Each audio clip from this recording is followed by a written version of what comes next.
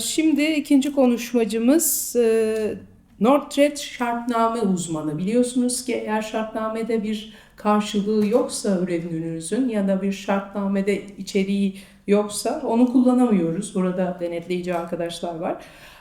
Sunu Bay David Topple, ahşabın güzelliği üzerine inşa, vaka çalışmaları, uluslararası uygulamalar ve bu uygulamalardan öne çıkan örnekleri bizimle paylaşacaklar. David, kürsü sizin, buyurun. I just wanted to introduce myself in that meantime. My name's David Topple. I live just outside of central London. I don't know if many of you've been to London, but around the Greenwich area. I don't know if you could show me a hands who has been to London. Yeah.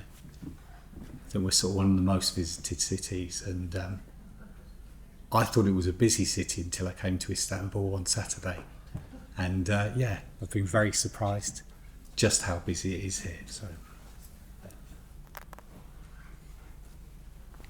is everybody that's here an architect, or is there a combination of maybe interior designers or engineers?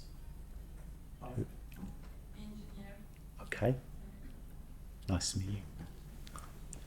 And is everybody from the sort of Istanbul or Greater Istanbul area, or are you sort of coming from different locations today? Okay. Nice to meet you too. My presentation is just going to be really about design and just sort of showing you lots of different projects that I've worked on, that we've worked on, and just showing the sort of global reach now of timber. It is quite remarkable where these sort of projects extend to. I was recently at an event called Built by Nature, and it's a big awards ceremony, which this year was held in central London. But there were architects that visited from different places in Africa, Seattle, across the whole globe, and they were looking for, as sort of the demand increases, for architects to visit and be part of that from sort of Turkey, Middle East, etc. There just seems no bounds in where this is all going to sort of end.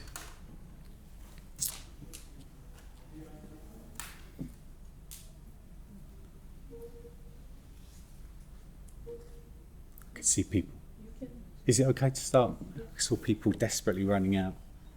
They'd been holding. Okay, let's start. Why not? So this is me. My name's David Topple. I've got 20, maybe 22, 23 years of experience working with you guys, with architects, engineers, cost consultants, primarily in the London sort of market, but those projects have been in London, Europe, across the whole world. I've been really lucky to work on the biggest, most iconic project, but also some of the smallest ones as well, and they've all had different interesting sort of points, technical points, difficulties. Some of the smallest projects have been the most difficult, complicated, time consuming, but they've all given me this sort of wonderment. I sort of then go back past these projects in the car, on the train, and think I was just a tiny part of that project. And sort of examples of that have been the Shard in London, Brussels Airport, The Hague, Criminal Court in The Hague. So there's lots of different references that I've been a part of. I've also worked with sort of the biggest names I'm sure you have here as well. So the Googles, Twitter, Meta, Chanel, Christian Louboutin, Deutsche Bank, Rosewood Hotels. So I've been sort of really spoilt by working with those companies. And I'll go on and talk about some of those projects a little bit later. Obviously at the moment, I don't know if you know, we've got one of the biggest projects that Google have done in the world, which is their landscraper, which is by King's Cross Station. And it literally is that. They've turned a skyscraper on its side, and there's lots of timber. It's the first sort of major development that's on show to everyone, and there's lots of Accoya timber. There's lots of glass, obviously. On the top, there's a roof garden, there's a running track, a swimming pool, and they really want to be the sort of lead for these type of projects in Europe. They've used BIG architects, Heatherwick Studios, and it's the first of sort of this, I'm hoping, campus design and idea across the whole of Europe. I also work with Google on their headquarters over in Mountain View, and that was more on some of the interiors. And they sort of had one defined route, and then they changed minds, and we went on a different direction with them completely. But I guess they're big enough to do that. So for centuries, wood has been a core material in architecture, known for its natural beauty and structural strength. And you can see that so much here in Istanbul. There's lots of natural materials. I went on tour yesterday and saw so much timber mixed with stone and marble. A lot of the mosques I saw were incredible, the detailing, the design, and they're sort of hundreds and hundreds of years old. And the beauty was seeing real natural materials being mixed, and less of sort of concrete, steel, these sort of chemically designed sort of buildings that exist now in most of our cities. So one of the buildings I'm going to talk to you about today is the Paradise commercial offices in central London. This really is groundbreaking. The whole building is over 6 stories. It's a commercial office space. It's the first of its kind for this particular company called Bywater. They are heavily invested in residential properties, but this is really something new to them. And this has become probably Europe's biggest award-winning building in terms of sustainability for its maximum use of timber. Absolutely everything that you see is timber, other than this floor. You've got raised access flooring, but the only other thing is just basically the services which are then dropped from the ceiling. But everything around you is timber, and it's just got this really sort of warm, natural, sort of cozy feel when you're there. This is where, when I spoke about the Built by Nature Awards, this is where it was held. I think there were about 500 people from across the whole wood infrastructure. There were people from insurance companies, designers, architects, developers, building owners, and everyone was saying, look, let's just move this on now across the whole globe. Let's make more investment in this, because it's just better for human beings to be surrounded by wood, particularly our children. As Oti said, our sort of elderly. There's just less chemicals. And the big thing that everyone spoke about was refurbishment and reuse. Everyone said, look, this is great for now. Technically, this building can be dismantled piece by piece. Everything's got a material passport, and then it can be basically set up in another city. It can be transported to Istanbul and constructed here. I think that's the sort of real future and the ambition that we should hold for new buildings that are created. The biggest thing with this building is the amount of CLT. So there was over 2,000 cubic metres of CLT used, 260 cubic metres of glulam, and the building, as I said, is fully demountable with bolted connections. The building stores 1,884 tonnes of CO2 and runs on solar energy. If you get the opportunity to come over, I know they're really keen for architects to visit, and they regularly hold sort of tours where you can see this building. But there's also another building called the Black and White building by a different architect, and again, commercial offices. Because most people's experience and architects' experience is where they'll create these beautiful residential homes in timber, but commercial offices, and what I'm going to show you later, where there's residential apartments and studios and live to work hotels, etc., are really now the fore. And this really was a surprise to all of us that attended the show. So this is a fire and emergency service station in Queensland, Australia. It's over 2 stories, there's 3 separate buildings, and technically fire and buildings shouldn't go. These guys are obviously experts in fire, and they were a big part of the design sort of function and feature of this building. As I said, over 2 stories.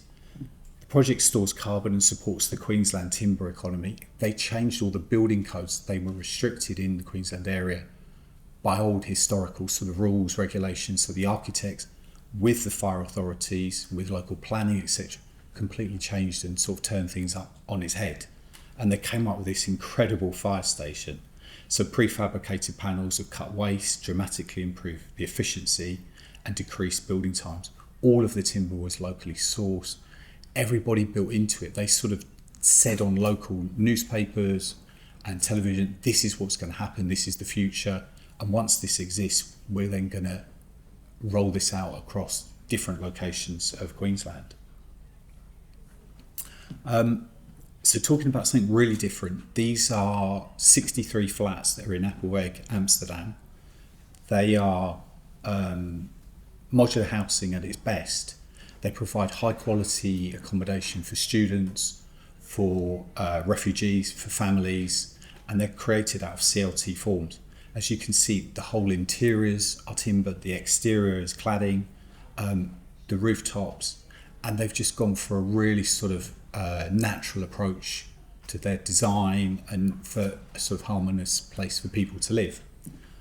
All items have material passports. Technically, again, it's demountable. Could be moved to another city, to another location completely. And it's just in an area in a city, I've seen this, where there's lots of design, lots of concrete, stone, metal buildings. This really stands out. It's much softer and feels nicer to live in. So for us, there's no reason to hide wood's natural beauty. Create safe and stunning timber designs without compromises. We ensure the regulatory compliance, sustainability and long-lasting visual attractiveness of fire-protected timber solutions. And really what we're trying to show with this picture here is just the translucency, that it just looks like timber. All the architects I meet say, I don't want it to look anything other than a freshly cut piece of timber. I want it to look real, realistic. I don't want it to have a plasticky look.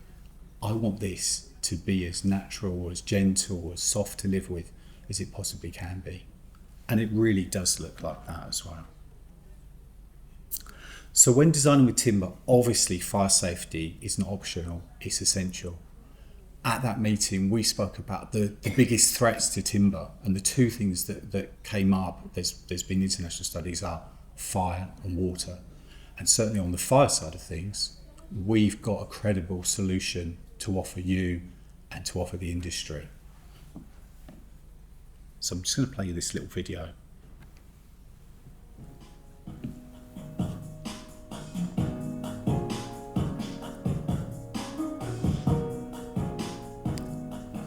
This is our product, just on the right hand side. When designing with timber, fire safety is not optional, it's essential.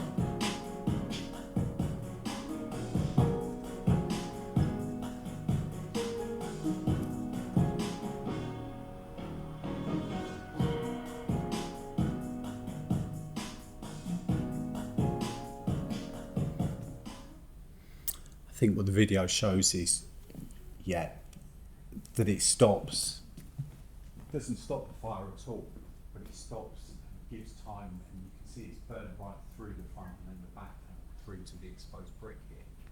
And things what Oti said earlier is it just gives people time, confidence, that if you've got family members, if you've got colleagues that are in those locations, that the right treatment, the right classified treatment is on the timber.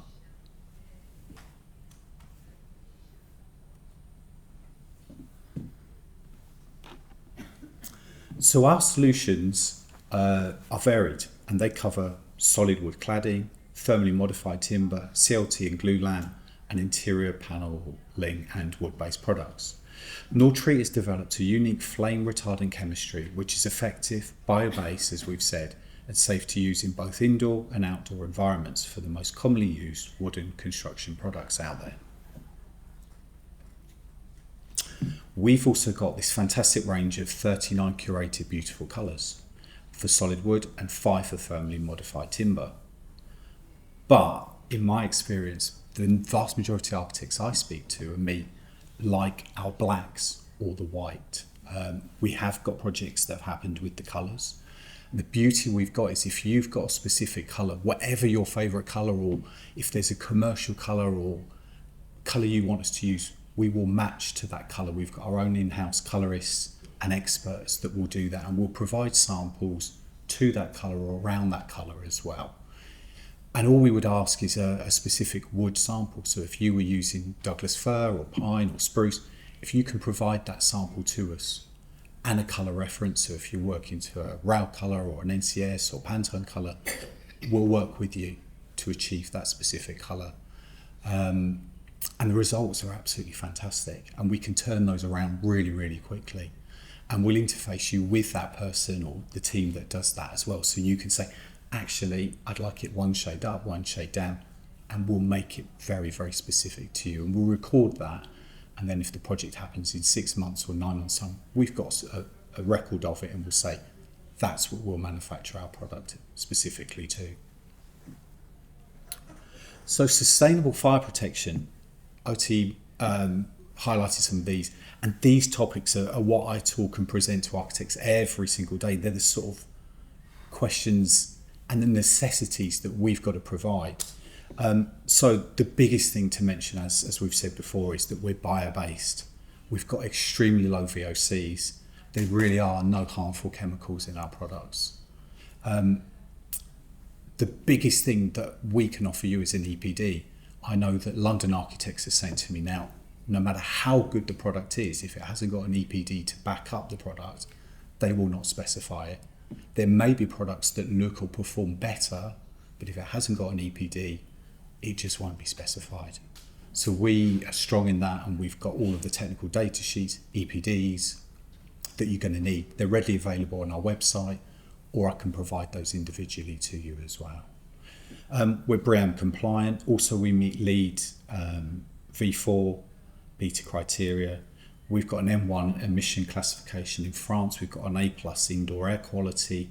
And the biggest thing we're most proud of is that we're manufactured in Finland, because we've just got so much experience of those sort of, even dating back to sort of log cabins. As we said, there's an immense amount of timber and lots of experience with mass timber buildings of all different types in Finland. And the best thing is we've got long-term durability, and our maintenance programs are very, very simple and much, much easier than our competitors. We literally just ask you to reapply our product, and then you've still got the same fire certification and classifications, but Pekka will touch on those later today. So for solid wood cladding and panelling, we've got 3 different products. We've got our W310, 312 and W311. And you can see that you've got 38 beautiful colours again, and also a translucent, so it can be as natural and as wood-like as possible. These are our standard colours, but we can extend this to, if you said, I want it to be the colour of this seat that's in front of me, we can do that, or a colour of a jacket, or whatever the specifics are. We'll work with you, as I mentioned, to create those. For thermally modified timber, we've got 5 standard colours. As you can see there, the black, as I mentioned, which is always popular. We've got sort of dark greys, going through to more of that sandstone colour, and that would be our W314, W311 and W313. But don't worry about this terminology. What I'm here to say to you is that we'll hold your hand, we'll walk you through the specific products of what you're going to need to use. I just say to people, look, tell me about your dream, tell me what the building is, tell me what the products you want to use are, and we'll tell you what our solution is.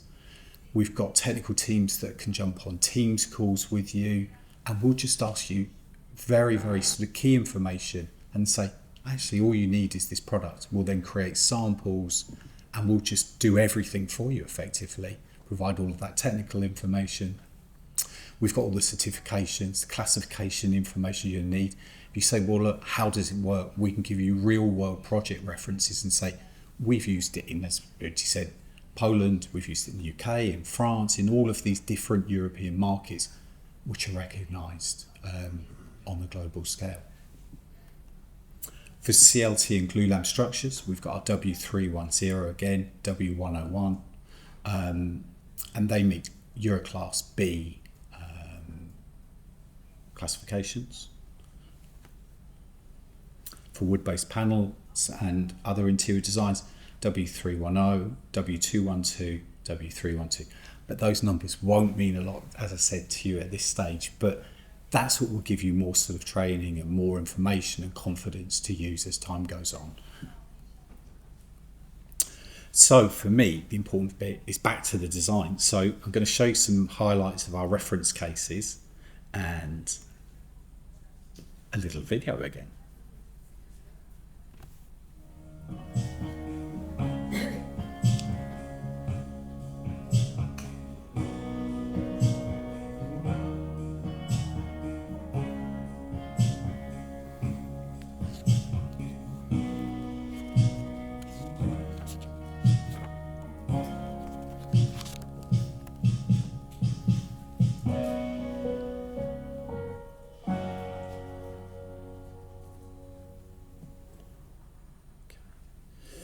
So I think what comes across in all of the videos I'm going to show you and the different images that I'm going to show you as well is just that designing and building with wood is really easy.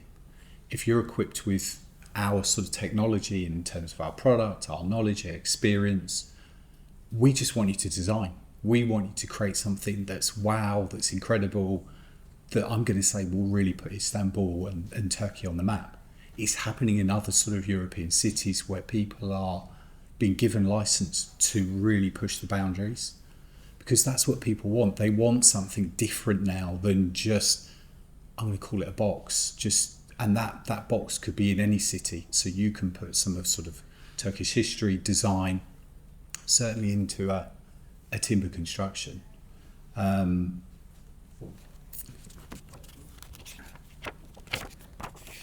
What we say is timber is safe to use.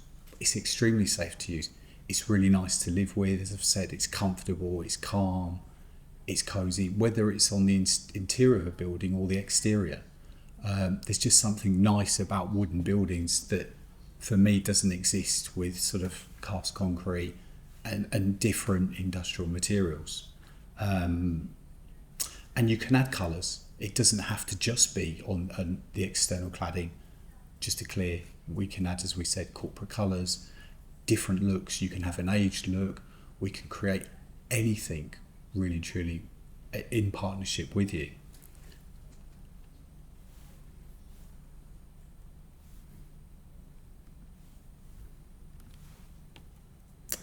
So again, a big reference for me, obviously it's my home, I live in London, so this is sort of massive, and there's a little bit of history behind this project. That some time ago there was a huge fire at a train station called King's Cross, and unfortunately a lot of people lost their lives, and what happened is a cigarette was dropped below a wooden escalator, and for a long time Transport for London said, look, there can be no timber in any of our tube stations across the network.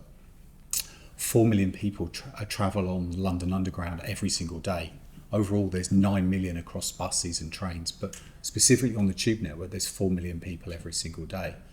So this was a massive departure for them, and there was a lot of testing, a lot of sort of number crunching, looking at different figures, looking at different classifications, certifications. Is this really going to work? Well, the answer is they're that convinced that they've created, this is Colindale. As a tube station in North London, it's the first of what's going to be 2 or 3 very close to that location. And I've met the TfL design team, and they are so particular to the 10th and 11th degree. Everything's got to be dotted, T's crossed, and not just from their own perspective, but from a legality perspective as well. If there is, unfortunately, an accident, they've just got to be right in their decision making, and they definitely are with this one. Oti and myself went to site, and we stood across the road from here and pretty much had this view. And a few of the people working on site were like, well, what are you doing? And they were sort of inquisitive to us. And there was a really nice girl, she was in her 20s, she was a project manager, and she was like, well, and we said, this is what we're here for. We've provided the treatment via Buckland Timber, who were the installers and sort of contractors on site. And then she called somebody else over, and we just had this sort of 15-20 minute chat. And then when it's all completed, as I say, which won't be long, we're going to go back and see them. I've sort of sold them, we're going to take them donuts and cakes to all the people that work in the sort of site offices here. But it's just so different. This is a departure, massive departure from any other tube station in London. It's sort of soft, it's approachable. It's surrounded, you can see, by sort of, as I said, concrete and stone and glass. So this really, really stands out. While we were there, local people that were walking by said, we love it. It's just different. You can't miss the sort of shaped wooden structure. And then underneath it, you've got the tube lines that literally run. So this is really big.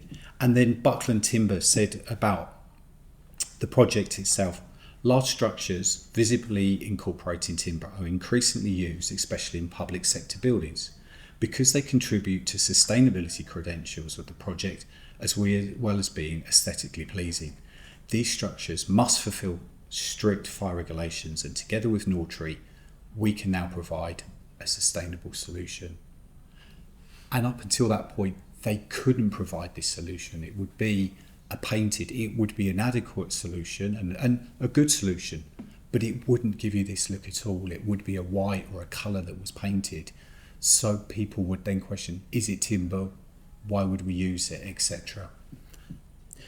And then there's a second tube station, which is Surrey Quays. That one was north of the river and this one is south of the river.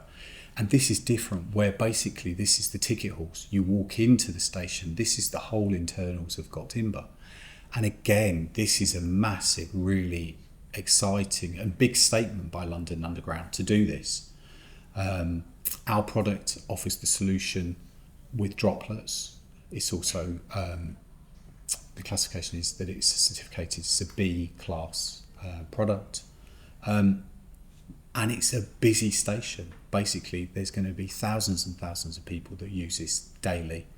And it's going to look incredible. And it's for everybody to see. If you're sort of on an architectural tour of London, obviously I'd like you to come and see our projects, and you'd be more than welcome to.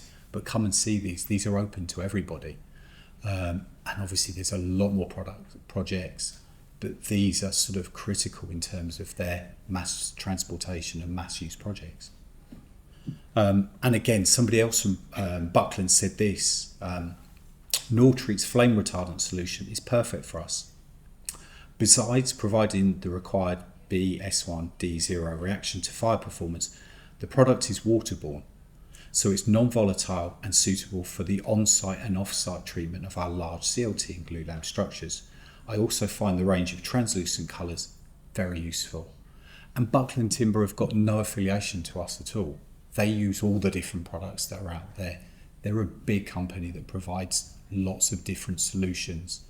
But this is their honest opinion on us and what we certainly do. And through part of it, it's created close collaboration with the whole value chain, from architects, as we've shown there, to the construction site. They've sort of bought into us in our ability, as I say, rudimentarily to hold their hand, to walk them through the whole process and give them an honest opinion. We've said at certain stages, this won't work, but that will work. And it's just created a bond and a strength between us. And that's what we'd like to create with you guys here today. Just a sort of long personal relationship that works, and we'll be the same. We'll be completely honest and say, this is what works, this is the product you should use. And yeah, just be at all times really helpful and useful to you. Again, a different use. I sort of chose this slide because I didn't want to just have commercial sort of public buildings for you to see. And again, this is a care home in Norway. It's completely timber, clad on the outside, timber on the internal. So again, it's a really safe, warm, comfortable environment for people to live. They've used one of our colours, NTD 61 here. But again, it was building a sort of collaboration between the architects, the on-site applicators, just everyone in the value chain. And then this is the result of it. It's sort of lived in, it's used. It's a nice environment for human beings to live in because it's timber. There's very low chemicals involved. Yeah. And again, the internal shot here. And then again, a statement by Harvard is NT-Deco is an ideal product for CLT surfaces, as surface treatments used for interior walls must meet the requirements of Euro Class B. The product is easy to apply, and the white translucent finish looks great. And then something very, very different, which is a hotel and live work location, again in Finland. And this building is completely timber. So you can see from the pictures, the cladding on the outside, the internals around the swimming pool, the ribboning. You've got sauna outside, plunge pools, and then all of the internals again are in timber. And that project, again, they've gone as natural in appearance as they possibly can. They've said, if we're going to use timber, let's make it look and live like a timber product should be. They've also questioned and said about maintenance. Well, look, what if? And we've said, well, if the what if happens, the worst case scenario is you might at some point need to sand back some of the original treatment, and then it's very easy to apply the newer treatment. And it really is this, and then it's got its full fire classifications as well. We've made this really, really simple to use, and we're always pushing the boundaries. You saw a picture there of my colleagues in sort of white coats, and when I go to the office, they're literally these guys walking around, and we are perceiving that we've got the best product, but we're always pushing the envelope, and we're saying to architects, look, if you're going to use a different material, a different product, what do you need from us? So we're sort of asking questions, and based on those questions, we're creating better versions of our products as we can.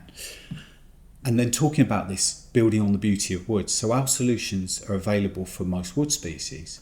With our vast experience and knowledge in flame retardant coatings, you really can rest easy. So let's become your go-to experts in designing with timber. We have our own in-house technical experts, as I've mentioned, that will walk and talk you through this whole process. And then that brings me back onto our local partnership in Turkey. They obviously visited us in Finland last week, and I hope you had a really good time. It wasn't too cold for you already, or dark. It's it's a fantastic place to be, and I don't know how many people here have been to Finland, but it's just land of blonde people, I would say. Even in the UK, it's sort of dark hair. You never see so many blonde children or blonde adults, so it's quite a surprise. And the best thing is they speak English fantastically well, too well actually. Yeah, and much better than my Finnish, because Finnish really Turkish is hard enough, but Finnish is an even more difficult language. And again, I'm part of this sort of greater team. Claudia, she's fantastic, sampling, ordering, anything that you would need. She does her own architect visits now in Finland and Poland, and she's this sort of, I'm going to say 23-year-old that's got the whole world in front of her. She's ambitious, and again, she's great to work with. Marcus, that people have mentioned, he's our applicator. Anything technical, again, he'll sort of talk you through there. Myself in the middle on a warmer day in Finland, and then Pekka and OT over here. So I'm not going to finish the presentation now. I was going to talk to you about a couple of other buildings and projects that I've been working on.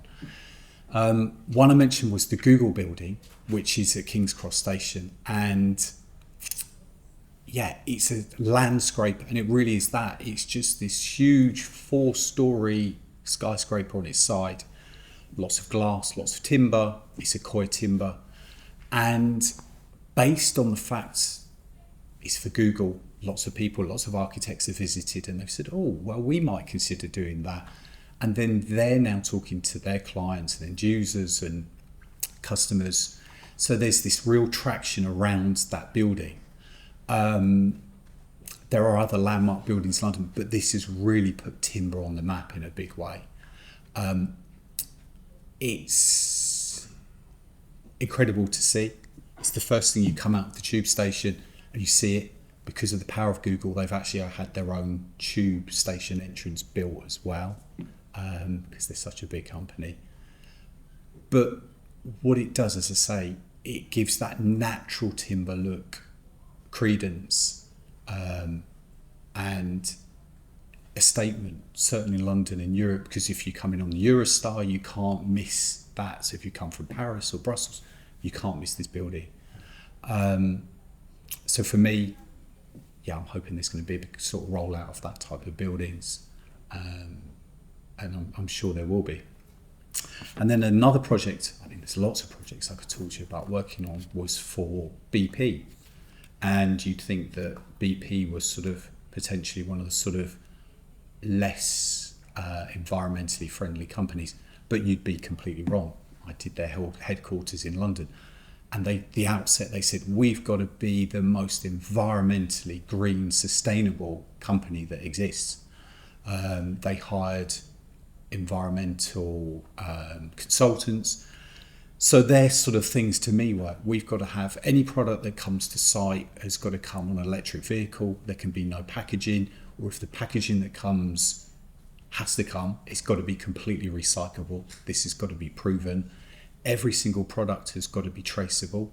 So if it's a timber, it's got to be traceable back to the forest, to that actual timber, to that tree, effectively, which I thought was fantastic, talking about renewable energies. But that's now part of corporate boardroom speak. It's certainly in sort of London, Paris, etc. They want that. They want that sort of determination to be as green, as sustainable as possible. And certainly that's where we fit in with our products. My explanation in breakfast meetings and lunch meetings, I say, we're this bio-based company. We're safe, we're green, we're sustainable. And people say to me, well, what's the catch? And there isn't a catch with us. And yeah, I think that's the beauty of things. I don't know if anybody's got any questions or want to put me on the spot, and please do. Do you want to ask me anything about London? Football? Cricket? Golf? Hi. Birinci sorum, ahşabın nefes alma özelliği devam edecek mi? Yani solüsyonu süreceğiz üzerine. Bir katman oluşacağı için nefes alması doğal özelliği devam edecek mi?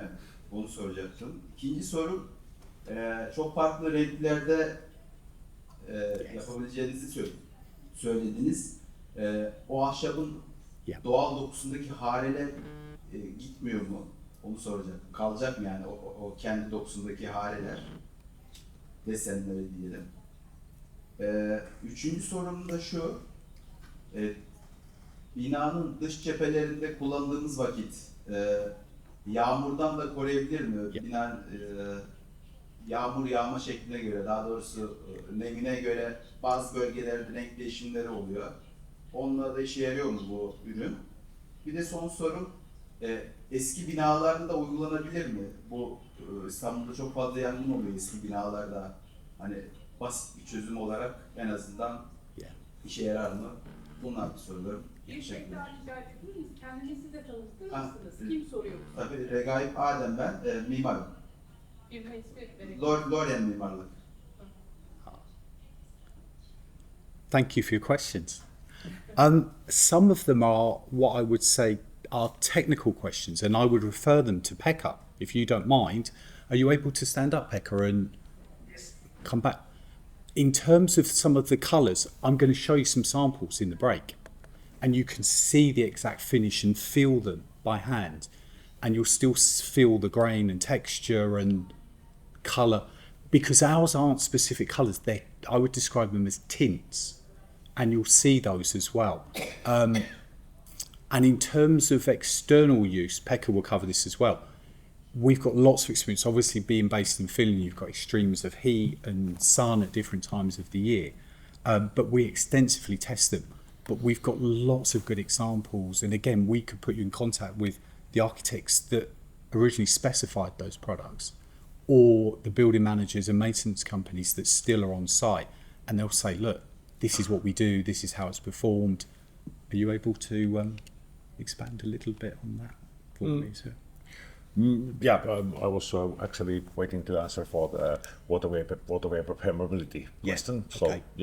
So about that, of course, as we know, one of the good qualities of wood is the inner air quality. It's great due to the breathability of the structure, and it naturally regulates the moisture and humidity of the air. And with our products, that is practically the same after the treatment than it's before the treatment. So the water vapor permeability value is about 0.5. So that's truly not an issue with our products. And this is one of the benefits compared to many other products on the market. For example, lacquerous paints and other flame retardants also, because our product doesn't block the breathing capacity of the wood. Question. My name is Ahmet Ergelen. I'm also part-time instructor here at the university. I would like to ask you, I noticed that the coatings have been applied to relatively untreated timber. What if the timber has been pre-treated by some other material? What are the restrictions on the application of your treatment in a post-treatment of timbers? If it's bio-based under your coating, is that then acceptable? Or if it's furthermore, for example, if it's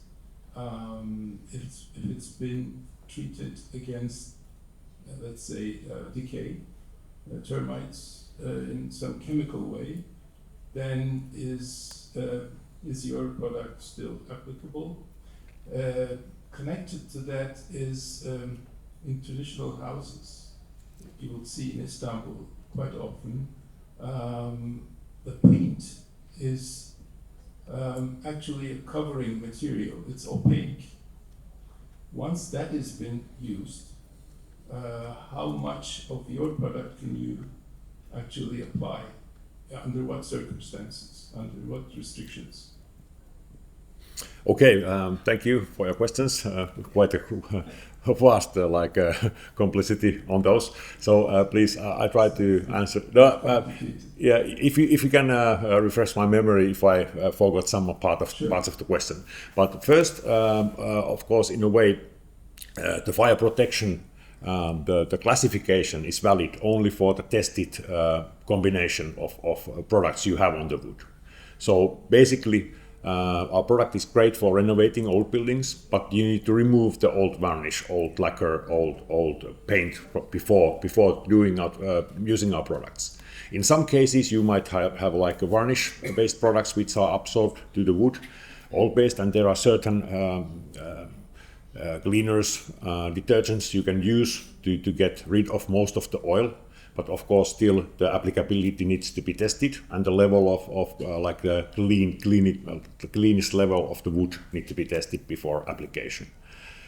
Related to other paints and varnishes, lacquers, you can only use our products. The old one need to be removed before that, in order the classification to be valid still, because only the combination which has been tested is valid. Yes.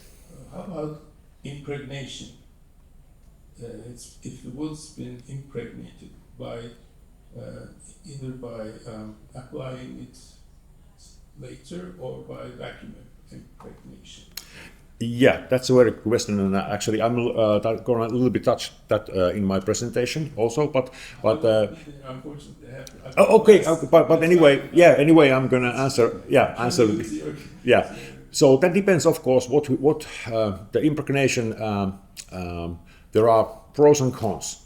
The cons being that with impregnation, you of course get the wood filled with the chemical you are using, and depending on the chemical, that's not a problem, or it might be a problem. We have tested certain wood preservatives, for example, with the surface treatment and also with autoclave treatment, with the pressure treatment. And with certain chemicals, our product is compatible. You can use them, and we have also classified it. So it has been fire tested. Like I said, the combination is valid because it has been tested. And of course, there's a vast amount of products related to the wood preservatives and insecticides, for example. We are of course always happy to test more, but because it's not possible to test all the products. But we have certain products which already tested, which have been are used widely. For example, in France, where there's a legislation about the spruce facades that they need to be termite protected before the application of any product on top of the facade cladding.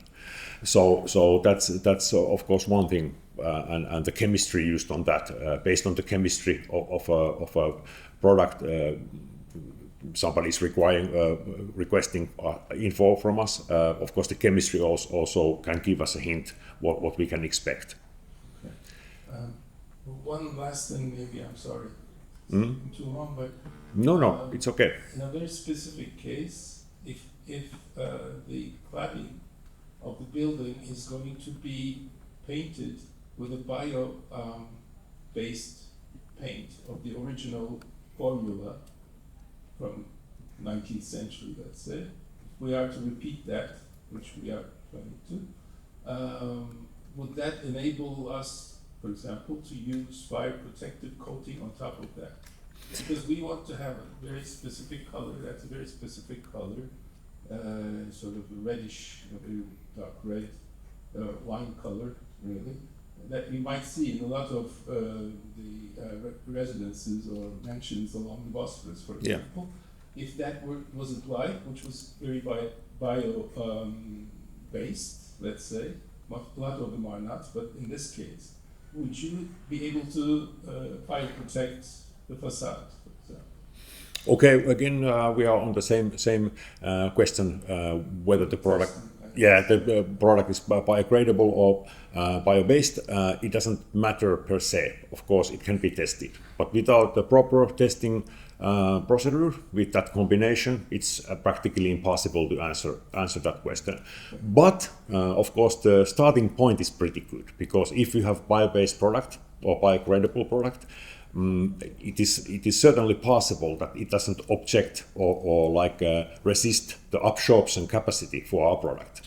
And because there are two different chemicals, they both might, let's say, fit to the wood. But probably it would be in a way that you would need to do another treatment first. And of course, that also could be tested, which one should be the first application, the flame retardant or the actual surfacing agent. But without any testing, without compatibility testing and fire testing, I can't answer that more precisely. Thank you very much. Thank you. Any more questions anybody has got? Hi. My question is that what percentage of your products are used at the industrial production of different types of timber, and what percentage of your products are used on the sites after the buildings are finished? Okay, so the question basically is because we have three options. We have the industrial application within the industrial line.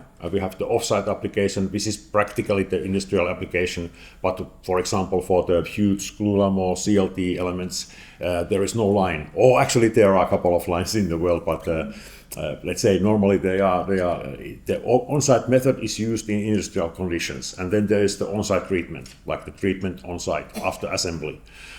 And I would say that with cladding, the treatment, industrial treatment is 99% of the application is done by industrial application, and that's due to, of course, to the fact that you can have CE marking on that, because our product is certified, and when you have a possibility to certify the application process, then you have a possibility to have CE marking rights on the end product. For off-site and on-site application related to the CLT and glulam, I would say, and this is pretty surprising to most of the people in construction industry and architects and all the parties related, is at the moment in Europe, the on-site application is done for over 90, even 95% of the elements used, big constructional elements used in timber, like a wood construction, and only a small amount of wood elements are done in off-site treatment, so done before packaging and transporting to the construction site. But certain big construction companies, of course, prefer the system for the off-site application, and we have lots of experience on that too. And there are certain special processes which can be introduced in that. For example, partially doing the flame retardant treatment in factory to protect it during the transport and assembly, and then do the rest of the flame retardant treatment on site. And of course, the benefits in that would be that if there are minor damages due to the transport and assembly, you can at the same time fix those, and you get the fresh system, and still it's protected while transported. So. And my second question is that is the applicators. First of all, the application in both industrial places and on the site, they are all air spray. The application method, are they the same? Yeah, with off-site and on-site application, practically you can use the same methods. And with our products, you can use practically all of the spraying equipment. So airless, air mix, high pressure, low pressure spraying systems. And then there's also a possibility to use paintbrush. So in certain situations, for example, for fixing or certain beam structures, it's not sensible to use the spraying system, especially if you are talking about decorative beam structures with like a nice, nice, yes, yeah, for details, yes. And also, are the applicators who apply your products are certified, are trained by you? For instance, in Turkey, the applicators are they certified by you or trained by you, or only there is a supervisor that who checks their application methods, how much they apply? How is it? Practically, it goes in a way that when we do we require that the applicators are trained too. So the company which is doing the treatment, the training is company specific, but we don't only train the headmasters or supervisors of the company. We train the actual people who do the work. Not necessarily all of those. Let's say there are 30 people doing the application. We train 10, 15 people. And of course, in big projects, we'll be there when they start the site, or our representative will be there. That is to ensure that everything goes as should, and you have the flame retardancy, the fire protection you need, and also the visual look is as what it should be. So. And my last question is that from your website, I read that the periods of usage of your products for interior places are for the whole life cycle of the building. Yes. But for the exterior, the lifespan of your products are 5 years. You play. Yeah, it's and if you are present here later, I'll touch this subject a little bit larger scale in my representation. But just for of course, for example, you, because you are leaving.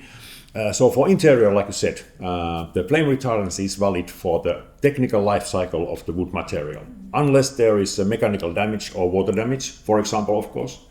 Or if you want to change the visual, you want to change color, of course, you will need to do the maintenance work to do that. For exterior, the maintenance cycle is product specific. And it means it's based on a certain standard about the durability of reaction to fire, so EN 16755. And that's actually set of standards or set of tests to test how the fire protection quality stay on the wood, in the wood for after a certain set of time. And like I said, the maintenance cycle is product specific, and we have been talking a lot about W310, so MTD. In that, the maintenance cycle is 5 to 10 years. And of course, that's depending on the exposure, weathering, the conditions, what do you have, and in that sense, we have both in Scandinavia and in Turkey, we have challenging conditions. They are totally different, but those are challenging. So let's say the Europe between us is a bit more easy in certain areas, especially. And then the idea for NTD-Co, I'll take this as an example because we have been talking about that, and that's the solution for probably the most projects we are going to have here, or you're going to have here.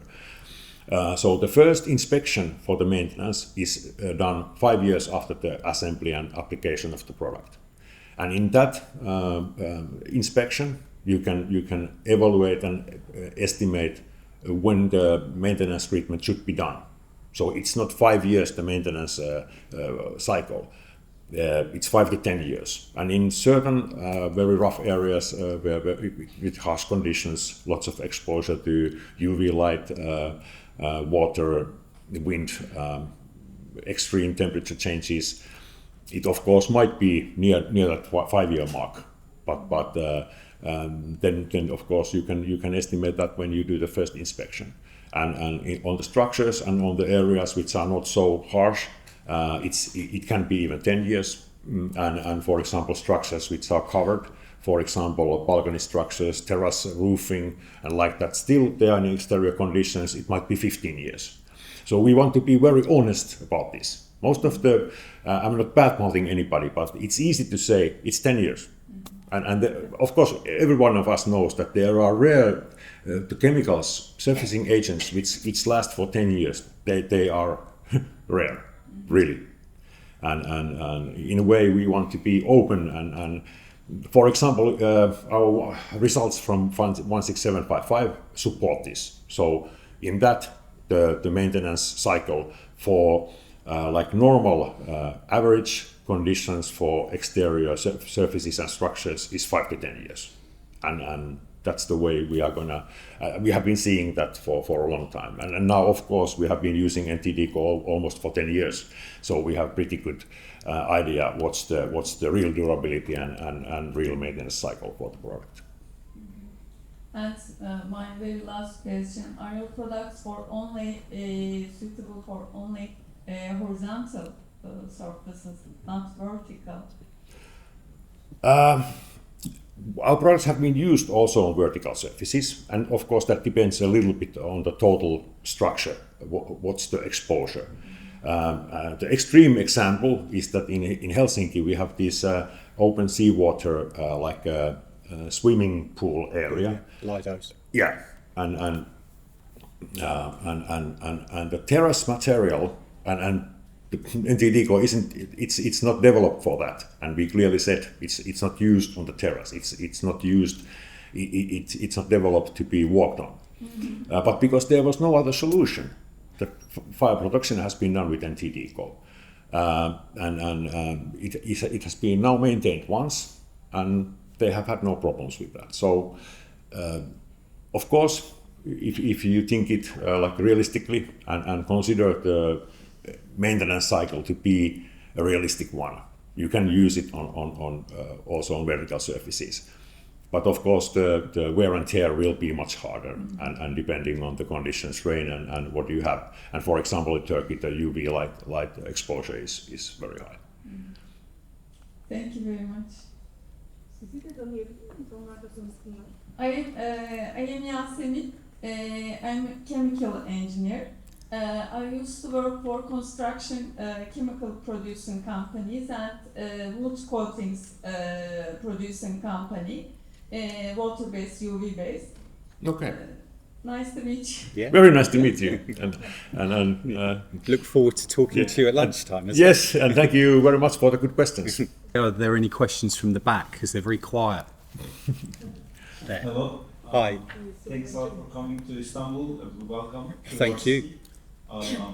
Actually, my question is already answered, but I would like to just give a small comment. I'm Ömer. I'm also a structural timber engineer from Istanbul. I think, as you mentioned, the choice is clear, but also it's also aesthetically appealing for architectures and for engineers. I think it creates an optimum design, because most of the time we have to increase the thickness of CLT panels for the walls and floors, and this choice would be beneficial for both parties. So I would like to thank you, and as the question is already answered, Yeah. I need to end it to the Thank you. Okay, thank you very much. And I must actually say this is the first slide of my presentation, and I actually should say the choice is clear or transparent. So. Are there any other questions for us at all? Hello, hi, this is Burcu. We produce biomaterials. It's not wood, so I just wonder, your product is low VOC. Is it biodegradable or compostable? Probably not, but I just wonder this part. Yeah, actually, for example, NTD code, the low VOC means that the actual NTD code, the flame retardant, is there is no VOC. What the low VOC comes from is from the pigments, the pastas, because they normally have a small amount of VOC. But the amount of VOC is so low in our products that especially NTD core and the basic products we have, that you can't measure it. So that's not a problem.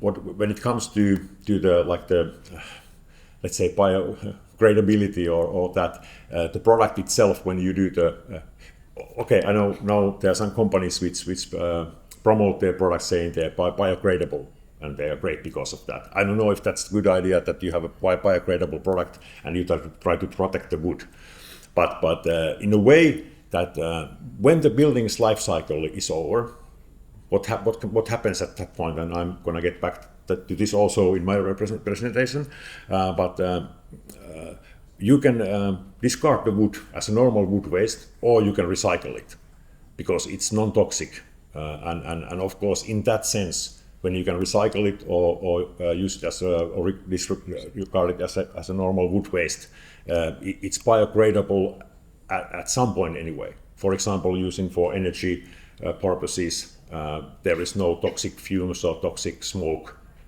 coming out of that, and like that. So. Thank you.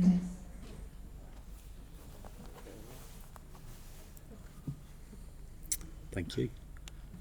What I would say, if you have got any more questions, just sort of find me, myself, Pekka, or OT at lunchtime, and yeah, we're here to answer questions and just sort of interact and yeah, say hi.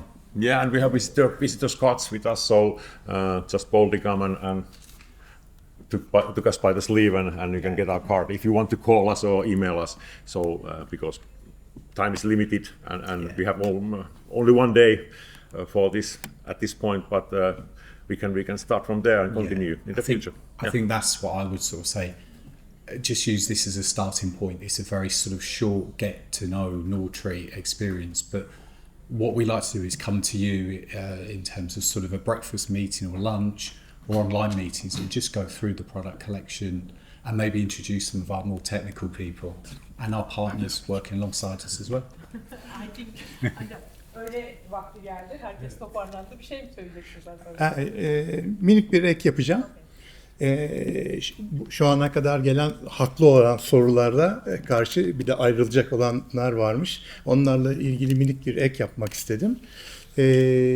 Yaklaşık 5 aydır biz Nordtreat'le bu etkinliği düzenlemeden önce piyasada Termowood'dan tutun Rusya ya da Ukrayna'dan gelen bütün ağaçları kendilerine göndererek tekrardan test ettirdik. Çünkü Türkiye'de üretilen bir Termowood malzeme ile Finlandiya'da üretilen arasında çok büyük farklar var. Hani Termowood dediğimiz şey sadece çamken Finlandiya'da, Türkiye'de her çeşidini bulma şansınız var. Dolayısıyla bunlara karşı yerel olarak, yani lokalde bulduğumuz bütün malzemeleri de gönderip kullanmak istediğimiz formüllerin gerçekten Türkiye için uygun olup olmadığını da kontrol ettirdik. Bu arada UV dayanımı veya nemle ilgili sorular geldi. Bunlarla ilgili Pekka öğleden sonra tabii ki bilgi verecek ama burada asıl olan konu ve şu ana kadar da çok bahsetmedikleri aslında bizim iç ve dış uyguladığımız yangın geciktiricilerin içte iki farklı malzemeden, dışarıda ise 3 farklı komponentten bir araya gelmiş olması. Fakat burada büyük bir ahşap seçeneğinde bunu tek komponentle çözebilme şansınız var. Bu dolayısıyla şantiyede size çok büyük bir kolaylık getiriyor aslında. Ve daha sonraki tamir kısmına geldiğiniz zaman, yani 5 sene sonra, 10 sene sonra tekrardan bir tamir ya da renovasyona girdiği zaman siz normalde o bütün şeyi kazıyıp tekrardan uygulamanız gerekirken Nordtreat'in ürünlerinde böyle bir şeye gerek yok. Çok daha basit bir işçilikle bu işi halledebileceksiniz. ayrılmak isteyenler olduğunu duyduğum için David'in ve Pekka'nın sözünü kestim. Ben katıldım oraya. Kusura bakmayın lütfen. Teşekkür ederim. Don't worry. Thank you, everybody. Thank you.